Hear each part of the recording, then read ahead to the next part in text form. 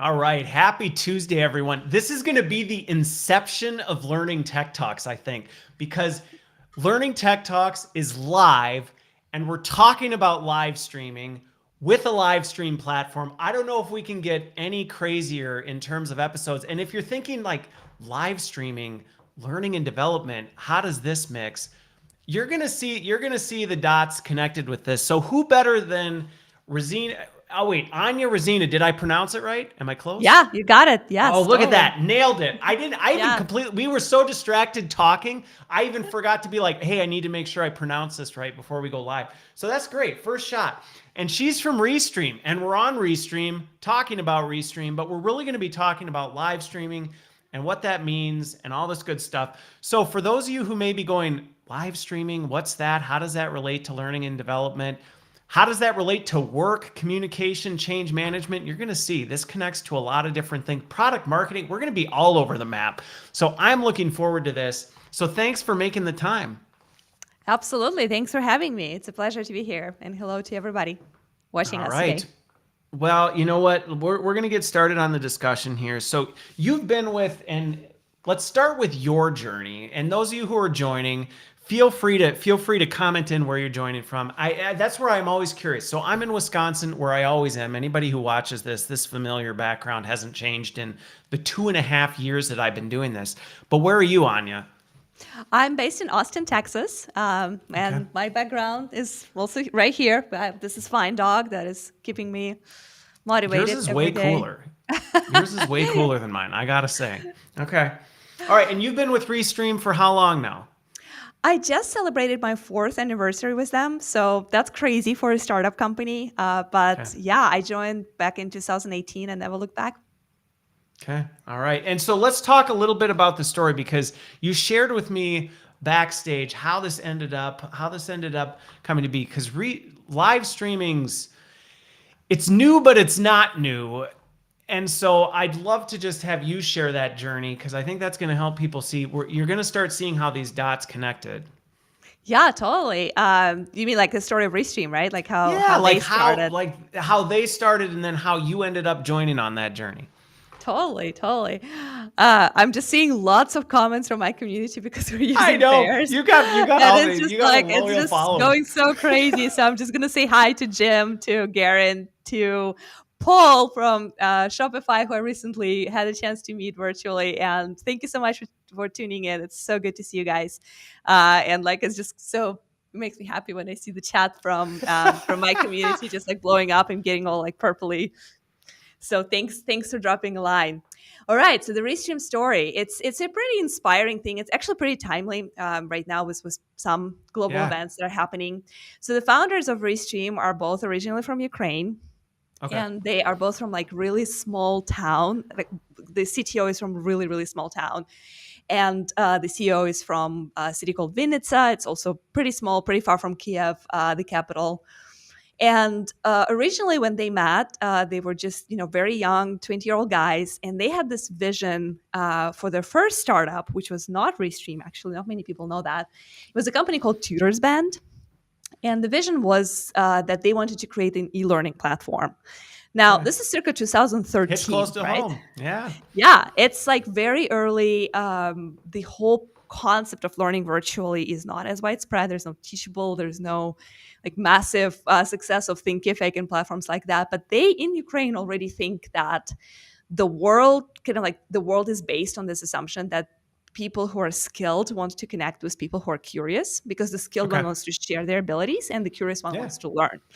So with that in mind, they started to build, and they created this platform called Tutors Band, where you could put your course, or it doesn't even have to be a course. It could be any kind of like little sprinkle of wisdom or anything Okay. you wanted to share. Like, here's how you make an enchilada, whatever you want to do.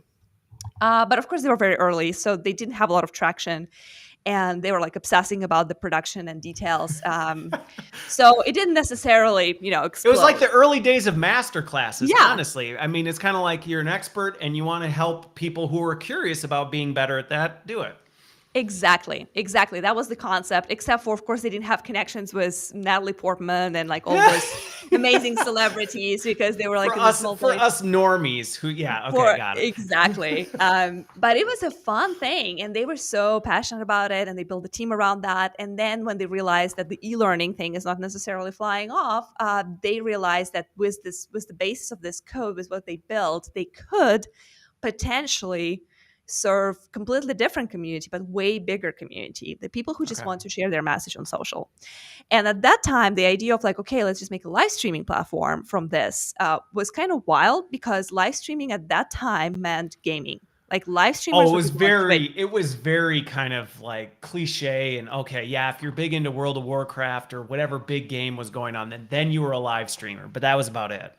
That was about it. And there were only two really popular platforms where you would go live altogether. It would be Twitch and YouTube gaming very early Yeah. on at that time. Facebook Live did not exist. LinkedIn Live did not No. exist. So hello, all the people on Twitter, LinkedIn, and, and whatever other platform you guys are watching us from. That was not a thing at that time. Now we're talking 2014, early 2015, when they were kind of transitioning. But this idea that people want to stream, and when they want to stream, what's their mission, what's the goal, is to reach as many people as possible, right? Like even if Yeah. you're a gamer, no matter what kind of content you're trying to stream, your goal is to reach as many eyeballs as possible. And then the multi-streaming concept came up out of this. Well, like, why would you only go on Yeah, Twitch why would when you you want to could just go? pick one? Exactly. Exactly. And that's how it all started. And fast forward, I'm not going to bore you with details of like the typical startup life of like, people in Ukraine who are trying to raise money without speaking any English. Our CEO was the guy who was in the chat, in support chat, with like first users from all over the world using Google Translate to even understand what these guys are trying to ask. And like our first support agents were hired the same way, like people reaching out like, hey, I'm a gamer, I'm trying to use your platform, this is not working. And like they would be like, hey, do you want to work for us? Do you want to support our users? Because it's like, you know what you're doing. So that's how we were growing at first. It was like very scrappy, very like, it was hard to raise money for them because they were not polished San Francisco like Oh yeah, type Silicon CEOs. Valley. Yeah. Yeah, they would like pitch by Skype, like with some prepared information in English, but any kind of question would kind of like offset them because they'll be like, oh gosh, this is not in the script. We don't know how to say That it in is so English. awesome. But a lot of people saw the passion, and Yeah. that kind of like brings me to the moment of 2018 when I first met Alex, the CEO of the company, and I was working at a startup incubator based here in Austin, Texas at that time. Okay. And actually, Restream was part of the program. They were one of the startup companies in the portfolio. And I mean, obviously, I met tons and tons of entrepreneurs at that point, but I've never seen anyone quite like those guys, because they were so real. They were so passionate and enthusiastic, and that vision of like, yeah, we want to empower people, we want to empower creator economy, again circa Yeah. 2018, before everyone is talking about creator economy, right? Like again, anticipating the time they were talking about all these ideas of how like anyone could create, anyone could monetize, anyone could connect and build community. And that kind of I fell in love with that, and I was like, gosh, I want to be Yeah. part of this. And I joined the team 4 years ago and never looked back. So that's my story of I love starting it. and being You know, Restream. I love the connecting your story to the bigger story as well. And you know what's funny is just even on my journey with learning tech talks and my philosophy on learning and development, it was part of the reason why I had put off content creation until I connected with the live streaming thing, because to me it was, who am I to say where you have to consume my content? Like that to me was, it was always an issue saying, oh no, if you want to hear what I have to say, you have to go to podcast. Well, maybe you don't want to listen to it. Maybe you want to watch it. And so the ability to say, you know what, I'm just going to put it wherever, and then you can decide what you want to do and how you want to engage with it. That's where the whole multi-streaming thing really connected with me. And I went, well, this is great. Now I can just do one thing and reach people as many ways as possible. Totally. Okay. Well, so I want to let's define this a little bit, because even though we've come a long way since 2013, where again, when you thought of live streaming, you thought, you know, in the basement streaming their video games while, you know, they're eating Doritos and Mountain Dew. And we've come a long way from those days, but I still think there is some misconceptions or even just kind of stigmas of like, oh, that's what live streaming is. So I am curious, when you say you work for a multi-streaming or live streaming platform, how do you describe what that is? And we had a little bit of conversation backstage about things where people go, oh no, I'm doing a this. And you're like, that's kind of the same thing. Yeah, that's a great question. So it kind of depends on who you're describing this to. Okay. Like the pitch for your grandfather would be slightly different from the pitch to your nephew. So I'm going to give you both just to give you the idea, because of course, like the younger generation is very immersed into interactive content. And then the Okay. moment you drop that interactive element in there, I don't necessarily push on the multi-streaming part of that. Like that's our core product. And like I mentioned, our founders are the inventors of the concept of multi-streaming. Before Restream, there was no such thing as going live on 2 or more platforms at the same No, time. you used to have to pick. Yeah, I had to pick. And a lot of times it was also like really complicated OBS style, downloadable programming. Like I don't know if you had experience of opening OBS, open broadcasting software. It wasn't something the average user would be like, hey, I'm going to do this thing. You're defeated period. by that. You're terrified. Like you open up this thing and you're like, can I even close this? Like, how do I undo this so I can live, right? So of course, with that in mind, like if we shift to like younger generation right now, people know that interactive content is everywhere, right? Like you think about any social platform, you think about like any daily activity of an average young person right now, it's like all about Instagram Live. It's all about chatting, connecting, talking, commenting. So that's why I like to push on the interactive element. So yeah, I work for a live streaming company. So we do video, like interactive live video. Like it's real time and it's a two-way street. So that's the easiest way to explain it to most people. Okay. Now, for people who are completely not aware of the concept of live, then I usually talk about video in general. Like, like you watch videos on YouTube, you watch videos on, whatever social platform you use. So imagine those videos could be real time. And then we come back, kind of like circle back to that interactive, and you can chat. And then we can highlight some comments right here in that we see, and we can make those like comments part of our conversation. Exactly. Right there, like Todd. You can come up and we can say, hey, look at that. Todd's saying how much he enjoys your presentations. Exactly. And that's awesome. So now Todd is part of our conversation. And that's what makes live video unique. And that's what makes it special. And that's what empowers creators, no matter what you're trying to do, whether you're trying to play a game and engage your community or sell products or services, or you're a pastor who is preaching and trying to reach as many people in their congregation as they can with their message. All of that is possible because it's live, it's videos, it's entertaining, and it's interactive. It's a two-way street. Everyone is engaged. Okay. So with that, I am curious, just having spent as much time as you have with this, because I've seen, and again, the parallels to learning and development are very close. I mean, there's a lot of parallels where I am curious some of the best practices that you see with this, because I can completely see, and I've seen them, where people go, oh no, I'm doing a live stream, and you go, boof, right? You're missing, it's not necessarily bad, but it's missing opportunity to capitalize on it. And you go, you could have just probably not done it live because you actually are missing on that. Are there any of the things that you go, this is actually what makes a really great live interaction? Yeah, so we definitely get a lot of those questions asked. And like, I think there are two most popular, assumptions or misconceptions, however you want to call them. Number one is live is difficult. It's so hard to do live video. And like, that's one of those things that I'm trying to debunk for 4 years of my career and probably spend the rest of my life debunking. Because I'm not a video editor. I don't have any professional training in working with video, right? And I can tell you, if I can go live, if in 2020 when pandemic hit and I realized that a ton of things that I used to do as a marketer, any in-person event, anything that was happening in the office was just gone. It just poofed overnight, right? Like I realized that I have to start going live in order to stay relevant, in order to continue talking to my audience. Yeah, to keep yourself out there. To my users, exactly. Because like I cannot do my job if I don't talk to my users. So basically, with that in mind, very little experience, I started, like I was that person who was like, all right, I'm going to go live. Oh gosh, like what's going to happen? And I can tell you, it's not hard. It's a lot easier than it sounds. And now, when I got a lot more immersed into that whole world of video, and I actually can now edit videos using certain tools and programs, I can tell you it's like 100 times easier. Going Yeah, live is just, it's a massive time saver. And then the I agree. second element of live is, of course, that interactive thing that we're going to touch on later.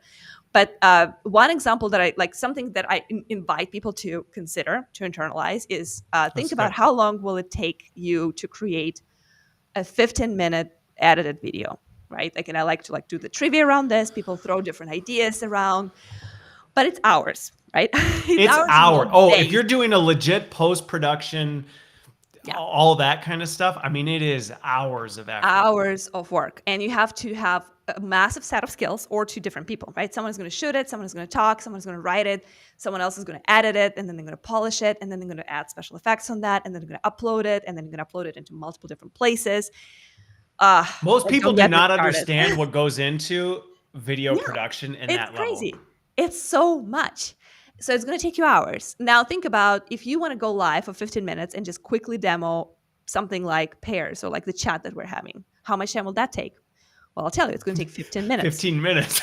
Yes, because your whole act is going to start on the moment when you hit live. Then you show your screen and say, "Hey, see how these folks are joining us, and they're commenting, and we're highlighting their comments, and now they're part of the conversation. How cool is that?" So you can try that at Restream.io. Done. So that's something to consider. And yes, of course, there is value in amazing production. If you're filming Spider-Man, don't do it live. It's not going to look Yeah. good in the cinema. Well, and I think But that distinction, though, the thing is, that's an important distinction, because sometimes I've been in conversations where the battle rages, where people go, well, high polished quality video production, no live. And it's like, why are we arguing about this? It's both. It's not one or the other. It's figuring out, what are you trying to do, and then how do you balance that and say, well, yeah, you can have both. You don't have to pick one or the other. yeah, exactly. And you can elevate the quality of your live quite a bit. That's what we're doing right now, Yeah, using our DSLRs, a using good studio. mics, and good light. So there's a lot you can do with minimal investment. But I think the important thing to remember is that most of us here on LinkedIn, on marketing side of things, on tech side of things, on product side of things, we're not filming Spider-Mans. We No. are communicating an important message, or teaching people how to use or benefit from something. Maybe we're selling our products and services, but it's a different purpose. So it doesn't have to be difficult, and you can make it very easy. And live streaming is the shortcut, it's the hack. Yeah. So that's Well, what I I invite want people to consider. I want to talk about this a little bit deeper on here, because this is one of the things, and I actually am curious some of the trends you've seen with. So there's the consumer side of this, for, oh, you're streaming your games, you're an influencer, you're doing these kinds of things. But now there's also kind of the whole enterprise side of this. How are you thinking about live streaming in terms of this? And that's one of the things that I kind of tread in both spaces. But this whole speed to delivery cannot be understated with this, because I mean, again, we've seen this over the past few years, where things were changing so fast. You didn't have time to say, well, we need to get a video production crew, we need to plan for X number of weeks of all this, because then by the time you made the thing and got it out, it's like, oh, well, that's irrelevant now, because everything's changed. So literally everything you created is no longer even relevant to when you originally planned on creating it. Totally. Yeah, a lot of people are still thinking, 10, 20 years ago, in terms of like how the planning works. But yeah, the world has sped up. Like, there is no denying that. And yeah, if you need 3 months to prepare a piece of content, that content is going to be obsolete. There's no question about that. And there's something to be said about the massive budgets that are dumped into this. Yes, some enterprise companies can afford that, but a lot of businesses cannot. And No. then on top of that, you have the technical hell, right? Like, what if something goes wrong? my personal favorite. I think one of our like marketing team members were like, yeah, like, what are people afraid of? Like, technical hell. Because when your internet connection fails, when your camera fails, when the guy who was supposed to film the whole thing is not here, like, this is all stressful, and like, that's the last thing we need. when you are kind of in charge of your own show and you have a lot of like easy, user-friendly, intuitive solutions for how to deliver your content, it's liberating. It makes you a lot more likely to create better content. And then the most important is you can focus on your narrative. You can focus on the important thing, because The people are there story. not to see like the most beautiful filming. They're not there for photography or filmography. They're there to hear what you have to say. And that's, if you want to spend 3 months on something, I would say spend 3 months on that versus thinking about how you're going to arrange that whole filming thing. And yeah, Yeah. just use simple tools and go live. So it's Yeah, really, it's really good. cool to see People want to know about the Restream pillow. So is that available on the swag store? this thing. So this is Yeah. really funny because this is actually not a pillow. We do have a Restream pillow, but this is a bag. This is a tote bag, and I just Oh, like tote packed it bag. with things. But yes, Paul can definitely get it. Like no problem. We can send it over to you. Oh, that's Yeah, actually there you go. Chris. Sorry about that, Chris. Yes, you can get that thing. Just like drop us a line. We'll ship one to you. There you go. You get it. Then you can have a cool The, bag. I know yeah. your background is way cooler than mine. So on this one though, I am curious because this live thing, it is uncomfortable for some folks where they feel a little like, and even I've done it where even the idea of one take can be really uncomfortable for folks because they're like, well, but what if I make a mistake? I'm curious your response because I always kind of chuckle a little bit because I'm like, that's life. I mean, if you go into a meeting and just are having a meeting, you're going to make a mistake. You're going to say something that you didn't plan on saying. Why are we trying to get it perfect? But how do you help people through that? Because it is a legit barrier. It is. Being confident on camera is a huge barrier. And the matter of fact is that even if someone professional is coming to film you, it is still going to be a very uncomfortable experience for people who are not used to being on camera, for people who are not used to work with production crew or like doing interviews. So it's a little bit of an acquired skill. It is Yeah. not going to be easy at first. So my recommendation is always keep trying. And different things work for different people. Some people are like you know, free bird. Like I don't have any script. It's just gonna go, and Which it not works everybody's perfectly. comfortable with, by the way. Not Even everyone is guests sometimes comfortable. are like, what are we going to talk about? I'm like, I don't know. Yeah. We'll figure it out once we get going. Exactly. And like for me personally, like when I run my live shows, I do have a run of show, but like I always feel bad for our writers because they give me that stuff and I'm like, I'm just giving you heads up, guys. I'm gonna look at it, I'm gonna read it, but I'm gonna go with what the comments are telling Yeah. me because my audience is gonna tell me where they want to go. So I'm like, I'm super focused on comments and I'm super focused on the chat because like I said, I believe that live streaming is interactive. That's its major feature and the biggest benefit.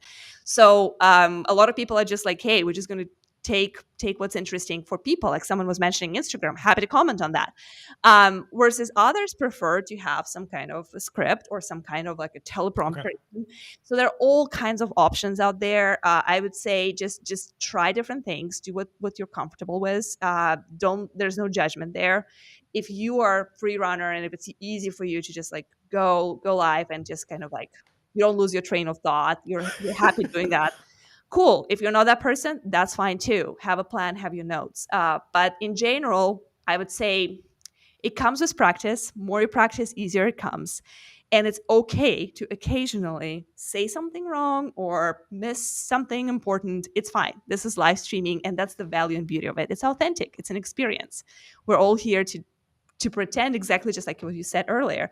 We're here to pretend like we're all in one room and we're talking. So this is real, and real Yeah. is not perfect. Yeah. Well, and I think that the authenticity piece is really kind of what you're getting at, which is figure out where you're comfortable and lean into that. I think sometimes I'm curious your experience with this because I'm sure you deal with tons of. I mean, you have 5 million people on the platform, so you have no shortage of examples of live streaming to look at. But it does seem like people connect to that authenticity, whatever that is for you. So if you are a little more structured, people are like, well, but that's who you are. And if you're not, you're not. But don't try and force it to be like, well, I see this example, and so I'm going to try and copy it. Because I've seen those where it's like, just figure out your jam and go with it. I think people would rather connect with somebody who's being authentic than somebody who's trying to be something they're not. Yeah, there's so many awesome comments here. I like what Paul is saying. He says like we do a dry run. of the Restream platform for all events, so it sets everyone at ease. That's a great solution right there. Like if it's more convenient for you to do a little dry run, or for your community, right? Like if you're running panels, like I know Paul runs like crazy stuff for Shopify with like big Okay. teams, and like they are very conscious about like what they're going to say. They want to do a little trial, right? Like they want to make sure they're ready. Then that's your path. Then you need to schedule two things. One is the real event, and one is a little training, like a rehearsal. Yeah. For others, it's completely unnecessary, and for others, there's like, yeah, like I want you to be natural. I want you to be real, and that's fine too. So like you got to kind of find your sweet spot there. Okay. Okay. So I am curious on this one because as you think about it, as you're seeing this, I mean, you're on the product marketing side, which again I think is a fantastic use case for this kind of stuff. But how has this evolved a bit as it's moved from consumer, again, kind of the consumer, type market to enterprise? Are you seeing enterprises? Because my interactions have been enterprises are a little bit slower, even though they're doing this. They're just doing it in different ways. They're like, no, we're doing a town hall in Zoom. And you're like, you mean you're live streaming? You're live Yeah. streaming the leaders. They're like, no, it's not a live stream though. But I am curious, are you seeing enterprises start to go, hey, there's some real use cases for this, for the way we communicate internally or the way we do things?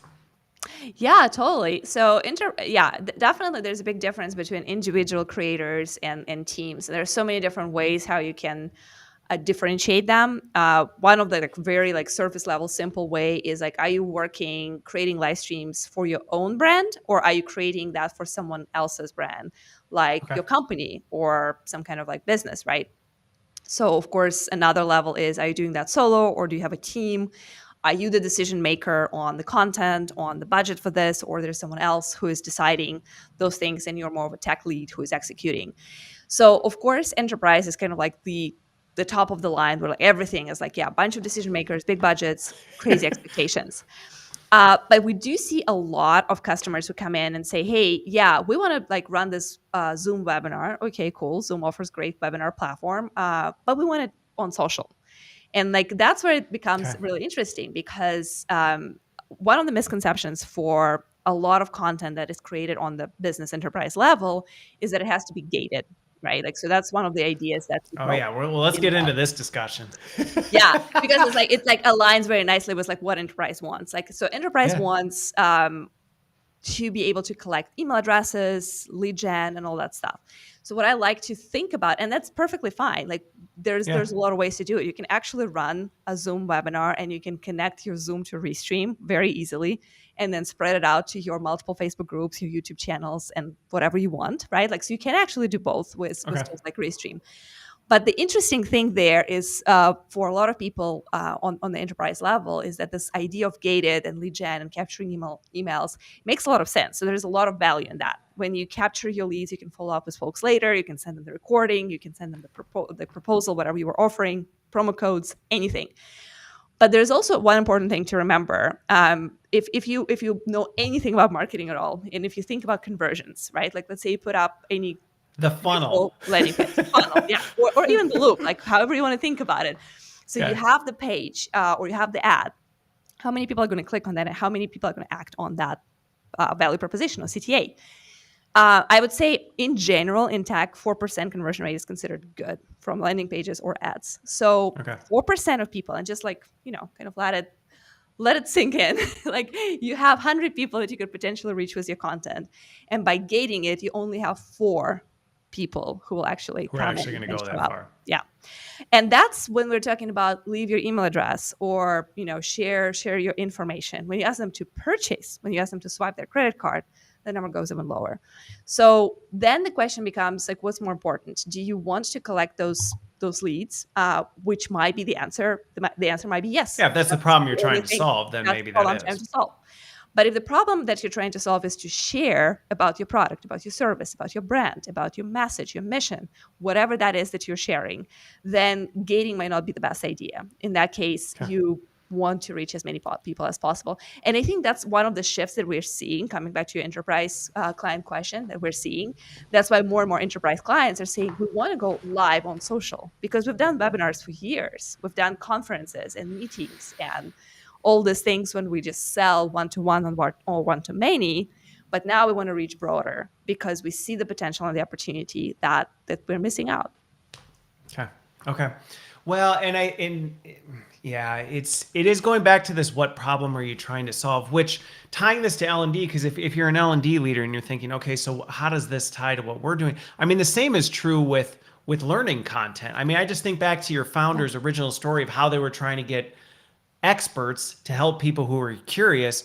If you create barriers to that user experience, it's like, well, what really is your goal? If your goal is completion in some system, saying, did they do it? Okay, well, that's one thing. But if you're saying our goal is to create content or knowledge that we want shared to as many employees as possible, then kind of changing that thinking to, well, do we really want to gate? Because again, internally, you deal with the same thing. You gate it behind whatever in LMS, you gate it behind your asset management platform, you gate it behind different things. You're actually creating barriers to things that don't potentially need to be there if the broadest reach is what you're shooting for.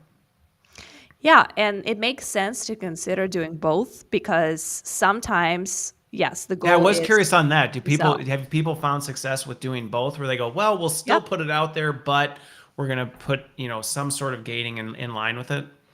Yeah, that's a huge use case, and that's what we always encourage people to consider. Start with going broad, start with reaching all the audience that you can possibly reach, and then figure out how you want to corral the people that are most interested or like fit what you're looking for in terms of your perfect customer persona. And then for them, you can create different type of content. Like for e-learning, for example, of course, webinars, master classes, and workshops is a huge portion of what our users do, right? A lot of times they would start with some content that they would offer for free on all their social channels. And then they would say, okay, so if you want more, or if you want like a deeper dive on this, here's a form that you can fill in, and then we can schedule like an individual masterclass. Or go to this closed group, which is membership only. So you have to purchase membership, and then you can get access to that group. And I will stream more content, like with specific use cases, with specific things, into that specific platform. And you can actually do it in one stream, right? Like you can start wide for everybody, and then you can say, okay, so the rest is only for this specific group. So that happens quite a bit. But then you kind of get the best of both worlds. You can get discovered by social platforms. You reach everybody who is interested, and you can have clever content. But then people are engaged, people are excited, and then you can guide them through their customer journey into the space where they can get even more value for extra money. Okay. Okay. So in terms of the evolution, I am curious, because you've been here 4 years, right? You've been doing this in the live streaming space for 4 years. How have you seen kind of live video evolve, or at least kind of the focus areas? And are there any? I'm not going to double barrel question you, because I'll follow up with that. I'm really curious to see how you've seen that journey over the last 4 years progress, because again, I think video continues to be a dominant power in terms of content. I mean, and I don't think it's going anywhere anytime soon, type of a thing. But the way people are using it, how they're targeting it, how has that changed in the 4 years you've been involved with Restream? Yeah, so when I started, Restream was still primarily a video game company. Okay. And that's how Restream was referred to a lot of times, because the majority of our just users, right, like the creators were gaming creators. The majority of our enterprise or like big business clients were gaming companies who were running their game releases, tournaments, esports events. So it was like a huge chunk of like what we were doing. We're talking 2017, 2018 at that time. And interestingly, I remember looking kind of like at our like user base and composition. I noticed that there was already kind of like an uprising in coaches, educators. So like all this Okay. learning material was already coming through.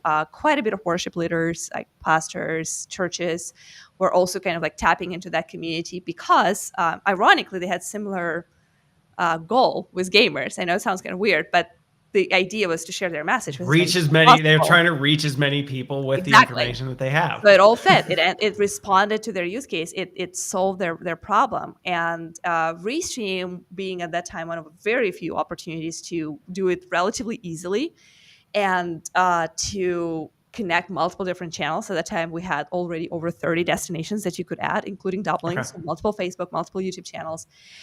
So it was better in the way that mattered for all of those communities and all those people. And it was really interesting to see how, like, from gaming, like more and more different channels and like different types of creators were adding. And then it really changed big time and exploded around pandemic, when people were kind of stuck at home and going live was the only way for them to communicate and to have Okay. that real-time interaction. And that's where we had like a huge splash of musicians, artists, e-commerce, crafts and arts. I remember interviewing a girl who was like doing pumpkin. She was like carving pumpkins, and like that was her thing. She could also carve wood, but like pumpkin carving was like her whole channel. And you're like, what? Like, this is crazy. And like all these people who like had this interesting thing going on in their life, wanted to share it on social, building their communities. They were like gaining this fans, and they loved the fact that they could get this feedback loops. And that's what I love, like kind of coming back to professional business and stuff like that. Like, the shows that I'm running are product marketing shows, right? Like, I'm talking about Restream and how Restream tools and services can help people reach their goals, creators. Okay. So all of that is important because I can get feedback loops, because I can see what people are saying. Like, Paul was talking about how like he's doing the dry runs. Okay, cool. That's something for me to consider. Like, what can we build in Restream to like support his need to do the dry runs? Someone was mentioning Instagram. So unfortunately, we're not integrated with Instagram because Instagram has a barrier for third-party applications. So you can only Yeah. go live from the app itself. So that's on Instagram side, not us. The moment they're ready, we'll be happy to integrate. But like Is those the are. same thing true with TikTok? Because isn't TikTok a similar one where TikTok's kind of got their own proprietary thing? Yes. So TikTok is even more complicated because TikTok is actually, not many people know that, but TikTok doesn't allow anyone to stream live. You have to be a partner or some kind of like, it's kind of similar to LinkedIn in early Really? days. Yeah. Okay. So to stream on TikTok, you have to be approved by TikTok. So there is that barrier on top of the fact that On you, top of it. on top of the app thing. But actually with TikTok, I believe TikTok actually has some kind of like RTMP settings. So you could potentially push your video from Restream into TikTok. But just like any RTMP, it's going to be a one-way street. So the comments are not going to be coming back. You're not going to see them. And to me, that's a problem because comments, I think, is the most Well, valuable yeah, because then it's just, I part, mean, you might as well record it and plop it on the and just platform plug it. type of a thing Exactly. versus, okay. Exactly. Okay. So yeah, so that's the beauty of live streaming for product or marketers, because you get those feedback loops. You include the people from the chat into your conversation. And for me personally, I'm not in sales, so lead gen is not the biggest thing for me, but what is Yeah. huge is knowing what people need and how we can improve, how we can empower them, what's their use case, who can we showcase next time in our case study. And that's the stuff that you cannot get by uploading. You have to talk to people and see their reactions on what you're saying and find those moments when you can connect. So, because one of the things, so here's kind of an interesting trend in the L&D space, and I'm curious, your take as this, because I think there's going to be opportunity for us to figure some of these things out.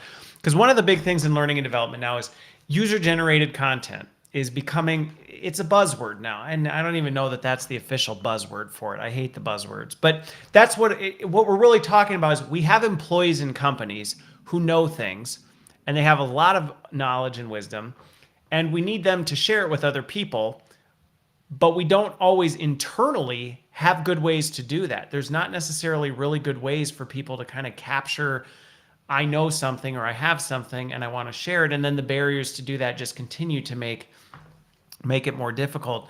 So I am curious, are you seeing, how could you see something like this working for internal knowledge sharing? Because this is kind of a use case that I've tried to test out and do some different experiments with to figure out how do you actually use this kind of thinking of democratizing knowledge, democratizing content, pushing this out, live interaction type stuff. Do you have anybody that's doing this internally? And if so, how?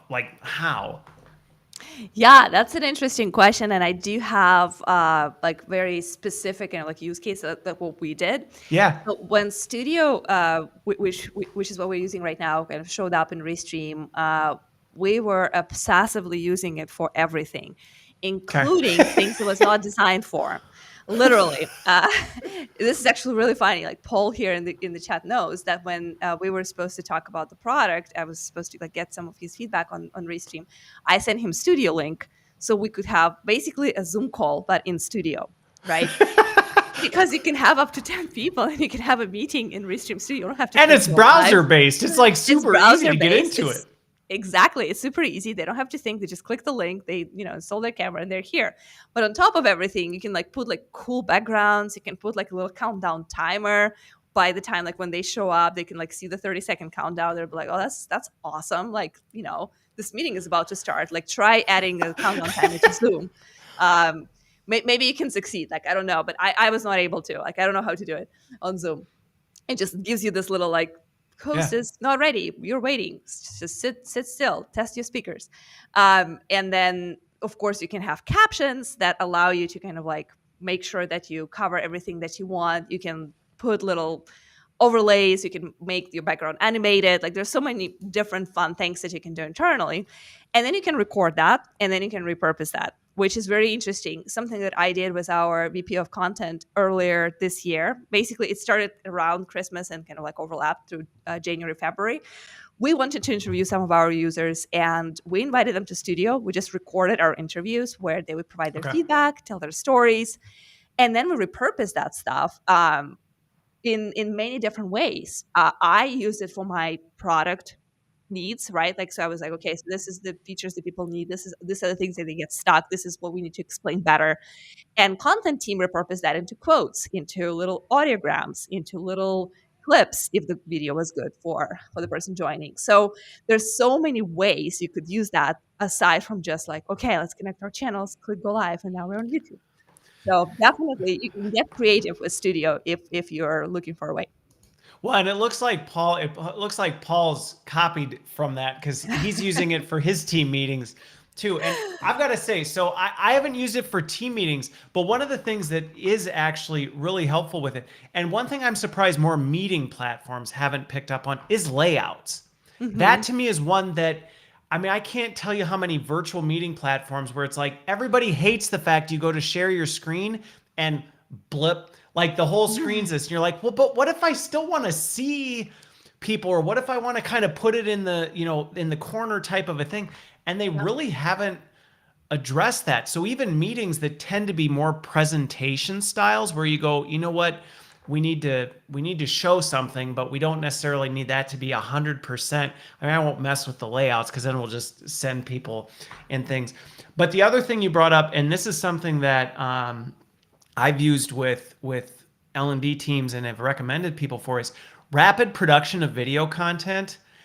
There actually are not a lot of tools, and that's one of the things. Streaming studios have done a really good job of making it fast and easy to produce rapid content and actually kind of do almost production scale type stuff. Going back to what we talked about earlier, which is reducing the amount of time. I think, Rudy, I think you mentioned it. You plan for an hour of content work for every minute of video production. I mean, you think about that crazy. ratio. Yeah. That is a lot. That is a lot of work. And I Yeah. know some tools are good at, I just need to capture my screen and record me talking through it. Okay. But there still ends up being a lot of post-production with the pre-record, the real. I mean, you think of my countdown on this show that's like counting down before we go live. A lot of that stuff, you've got to be familiar with layers and transitions and all this kind of stuff versus, I've had teams using Studio to say, let's create the pre-roll and then the post-roll, and then we're just going to run it and record it, and we're going to record a conversation or even record showing some slides, things like that. And it actually can help L&D teams because you can be the host to say, I'll set this up. We're going to bring a subject matter expert in. We're going to kind of tell you what to do. We'll hit record. You do your thing. We'll do the front roll. You do your thing. We'll run the end roll. And you've got an MP4 at the end. And going back to something that you would spend weeks preparing, doing all the work, it's like in an afternoon. You know, are you free at 2 o'clock? Let's capture this thing, and then we're done, and we can put it out there. Exactly. No, it's definitely helpful because like yeah, like I say, the world is speeding up and you want to do like you want to get more in less time. Like that's a huge value add for anyone who is creating. And how many pieces of content you can make out of one live stream? I don't know, like maybe 20, 30. It kind of depends on your creativity. You can make it a podcast, you can make it a clip, audiograms, you can turn it into a blog post if you're using tools that basically transcribe your audio and video into a text document. Then the opportunities are endless. You get your ebooks, your anything, right? And yeah, and that's super powerful. And I agree, like with the presentations and like Teams, like I see that Kat is saying like, oh, Microsoft Teams allow presenters visibility and presenters can see the audience gallery as well. That's really cool. So with tools like Restream, one of the things that I really like, because again, like all my stuff is very like guest centered. Like I'm interviewing people, I want them to be able to connect their channels through pairs. I want them to be able to share their presentations. So that's not something that a lot of platforms allow to do, at least seamlessly, right? Like when you are trying to, No. if I were to share my presentation on Zoom, like, yeah, you'll have to like set certain things up in advance. And like with Restream, I can just add it and you can control it. I can control it at the same Yeah. time. So No, that's where great. as the streaming studios have advanced, I think it is one of those things where, and this is one of the things that's kind of interesting is a lot of times, and I deal with this sometimes where, you know, if you're in an organization and they're talking about consolidating their tech stack, they're like, well, we already have a meeting platform. If you need to do something, hit record. And you're like, but it doesn't work quite as well if you're actually in the content. And I think that's where the studios are good for. If you're in the content creation business, which if you're in learning and development, I mean, that's what we do. We're content creators. Yeah. There are nuances to some of these things. Like you said, even in terms of getting a presentation ahead of time and loading it in so it's ready to go, or even simple things like being able to have the layout ready to go so that as you're talking, I do this all the time with guests on the show where they're showing it down in the studio, but it's not on screen yet because we've all been in that meeting where they're sharing their screen and they spend 45 seconds clicking around, opening browser tabs, and you're like, well, this isn't something I necessarily want in the video. You as the creator can kind of be backstage going, all right, when do we pop this in and out to create that more professional feel? Yeah, absolutely. And you can be on camera, you can be behind the scenes, you can have a lot of different co-hosts and co-producers if you need to. So you can make it as sophisticated as you need, kind of like coming back to folks on the enterprise level who are used to having a lot of different people running the show and like very narrow like specialties within the thing. Oh, I'm the graphics guy, I'm just going to control that. Like, oh, I'm the narrator, I'm going to like engage the audience and hype them up. So cool, you can have that all as well. But if you don't, it's easily a one man or one girl show because you can all do all those things pretty easily and intuitively. So that's awesome. So I am curious from a skill standpoint, because this goes that point, and see, this is where we just flex with things. Because I've been in different environments with different things where, like you said, there are times when you may have the budget, you may have the resources, and so you've got a whole production crew that's part of it. And your job is just to show up and maybe be the person talking. And you don't really know what goes into, I don't know how the slide got there. I don't know how the intro got started. I have no know any of this stuff. I just show up. But then there's other times where you may be in a smaller organization. And this is where for L&D teams, I'm encouraging a lot of folks. I'm like, are you looking at virtual studios? Because this is access to something that historically may have been very difficult. You may not have had 20 grand to go hire a production crew to come shoot a talking head video. And so then you just went, well, I guess we just won't do it.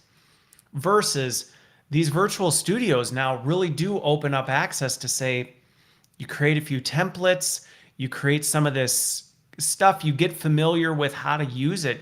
You can actually create very easily production quality video with minimal effort by yourself, or again, invite a guest and say, here's how this is going to run. I'm going to hit record in 1 minute and let's just do it. But I am curious, what kind of skills have you seen people need to develop, or what are some of the areas where when people maybe first start, you go, well, I can tell you're newer at it, and then they kind of grow in that? Yeah, that's a great question, and I think a lot of people, like we mentioned earlier, think about live streaming or video production in general was this like they're full of fear of the technical help. Yeah, it's very intimidating. Yeah, it's scary because you need to know how cameras work, you need to know how computer works, and like especially if you had experience with like more, I want to say prehistoric, but like earlier days production software, like those things are defeating. You open them They up, are. and Oh that's yeah, the scary. first time you go into one, you try and figure Yeah. out layers and transitions, and You're you're like, like, I'm what is not gonna do this? this. Yeah, it's not intuitive, and like you give up. And especially if you're, in a pastor from Midwest, like your first instinct is to call your grandson, and then you're giving up. That's it. So you're just not gonna you're not gonna do it. So that's when tools like Studios allow you to think about it as you would think about an iPhone or a MacBook. Like, yes, first time you open it, there's a little bit of a learning curve. You Sure. got to figure out how to connect certain things, and you have some basics that just have to like some checkpoints that you have to go through. Like you have to have good internet connection. Unfortunately, a lot of times I hear that from users from different places and different backgrounds. And when they ask about like, what about bad internet connection? I have terrible internet. How do I live stream? So unfortunately, this is one of those moments when I say that there's very little room for bad internet in the world of live streaming. So you have to have good internet. There's no way Yeah, if around you're it. still using AOL, it's probably not the right Yeah, medium for you. exactly. If your upload speed is 1 megabyte, yeah, you're gonna have a bad time. But for everyone else who has better internet, and remember that technology is constantly evolving and it's getting better and more people getting access to that, which is great for us, great for creators in general. Then the list of things that you need to really think about is not that big. You need to think about your audio. This is very important. You mentioned podcasting earlier, and I like to say that live streaming is kind of the new podcasting because I can guarantee you, and we can actually do a little vote in the chat for folks like who is Yeah, let's experiencing do it. us as a podcast, who has their work tab open and doing their job right now in the middle of business day, by the way, and has our tab as just a separate tab open and they're Yeah, just just kind of listening. off in the background, Yeah, you're just listening to us exactly. versus actually Just sitting like watching the video. drop an emoji who is doing that, like me or say something or plus or whatever, and so that's important. You want to get Okay. your sound right because if your audio is bad, people are not going to listen. You want to have some kind of visual investment. You don't have to buy a DSLR camera, but you probably want some kind of a USB camera. Something like Logitech Brio would probably be. I've got the Brio 4K, and I Yeah, mean, it looks it's beautiful. great.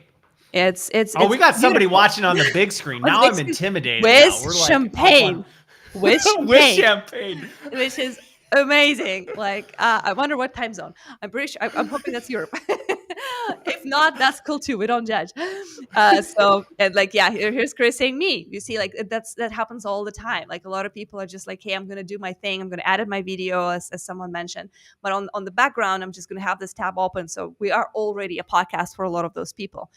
And then, yes, then you want some lights, right? Like you want to make sure that you have some lights. And sometimes my first year of live streaming, my light was the window and the sun itself. Luckily, I live in Austin, Texas, so it's rarely a problem. I had special lights, and honestly, the window outside, it's always so bright that people were like, it actually looks weirder when you have lighting Yeah. hitting you from different ways. So I was like, okay.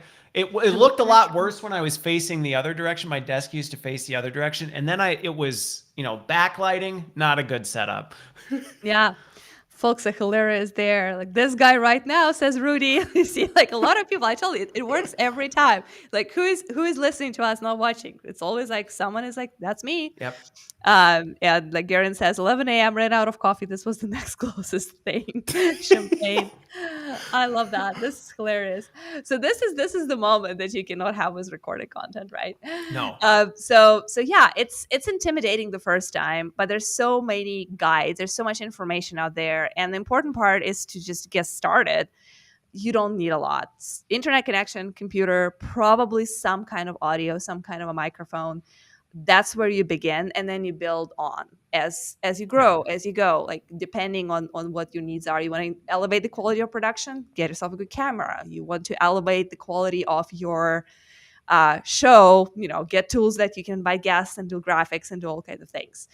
Okay. So that's all it's all easy to learn. No, and I think, again, especially to the folks who, my primary audience, the L&D crew, a lot of this stuff you have, it's experience that you've had before. A lot of us have access to Canva or something like that where you can produce, easy graphics for your banners and your stuff like that. You're familiar with, some of the things. I mean, not everybody's got, a mic like that sitting around, and you don't necessarily need one. But I will say, I agree when you get the ones where it's like, well, don't use your laptop mic unless you, I mean, MacBook Pro can be okay, but again, an external mic, you don't need to go crazy with this to actually have some pretty solid stuff. And I think it goes back to this balancing act, which we talked about early on, is it's kind of this weighing, is speed to production and collaboration more important than the Spider-Man movie, I think was your phrase, right? Like, Theme, are you yeah. really trying to create a Hollywood studio thing, or is it more important for you to quickly create something of quality? It doesn't mean you have to just have garbage and be sounding like you're underneath water and a pixelated webcam, but having something of quality that you can put out, create quickly. And Garen, I agree, don't use computer microphone. They do not. For all those poor people who are just listening, it's not the best experience.